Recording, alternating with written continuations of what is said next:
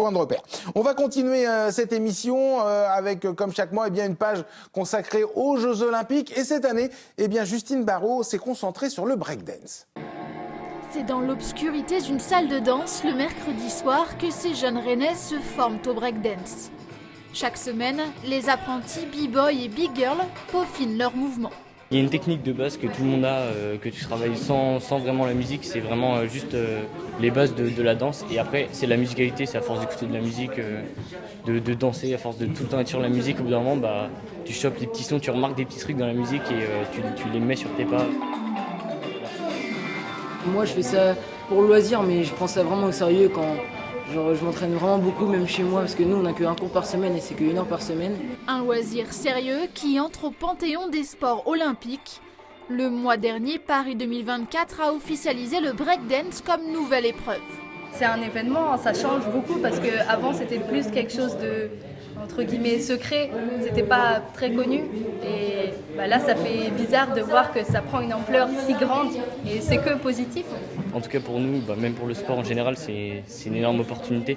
Ça permet de mettre le sport en valeur, de le mettre, d'apporter de la popularité en fait.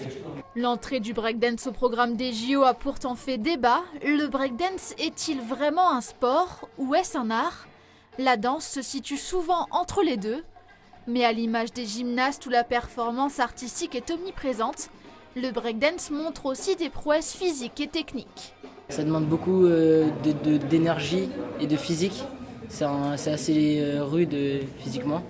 Et ce qui me plaît, c'est surtout les battles. L'ambiance dans les battles, c'est de l'échange, c'est que de l'échange. Et c'est pour ça que j'adore faire les battles et tout. C'est toujours dans le respect, même quand il y a de la compétition. Néanmoins, la compétition sportive de breakdance doit être encore réglementée. Il faut que j'ai une licence Fédération française pour y participer. Après, ça va être un battle lambda classique. Il va y avoir des jurys, un animateur, un DJ. Puis à la fin de ça, on va élire le meilleur danseur qui ira à la finale nationale, qu'on va accompagner à la finale nationale et qui auront accès aussi au haut niveau. Ça veut dire que le vainqueur qui gagnera la battle régionale, il sera classé comme haut niveau. Quant aux critères de notation, tout reste à écrire pour cet art originaire de la rue. À Rennes, le breakdance est porté par Angelo Razafindra Zohari. Référent régional pour les Jeux Olympiques, il est également le président du Roison Crew, une troupe de danseurs hip-hop qui produit de nombreux spectacles. Ce dimanche matin, répétition d'une chorégraphie pour de futurs événements liés au label Terre de Jeux.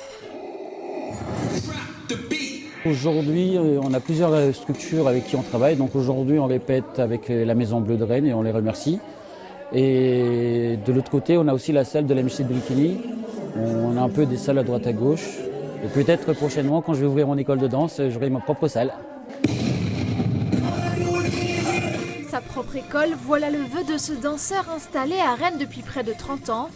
Une suite logique pour ce professeur de breakdance s'attacher à l'importance de l'éducation et du suivi des jeunes comme ceux du Roison Crew. C'est des jeunes d'un peu partout dans la région, puisque je donne des cours dans plein de communes.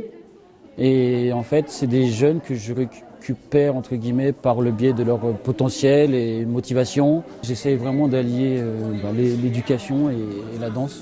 Prochainement, on a un projet qui s'appelle ETOI 2024 par rapport aux Jeux Olympiques. On va dans des collèges, on va faire des journées avec des classes où on va faire une conférence sur le hip-hop et on va intervenir au niveau d'un parcours de quelqu'un qui est aujourd'hui un métier, par exemple, qui est avocat, qui est médecin. Pour vous rendre compte de la place du hip-hop et du breakdance à Rennes, entre les interventions dans les écoles et les cours en association et en MJC, Angelo croise le chemin de 500 jeunes sur une année. Pour lui, la nomination du breakdance aux Jeux Olympiques va offrir un nouveau chemin à la discipline.